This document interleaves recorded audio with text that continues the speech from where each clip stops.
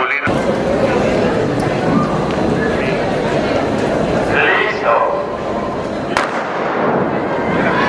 Final B, calle 1, Lucía Aroca del Oviedo Atletismo. En la 2, Laura Iglesias de la Universidad Estadio. En la 3, María Díez de la Universidad Estadio. Calle 4, Yaiza Aragón del Cayón Helios.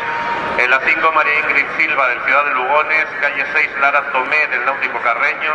Por la 7, Nerea Alonso del Ciudad de Lugones. Y calle 8, Silvia García del Ciudad de Lugones.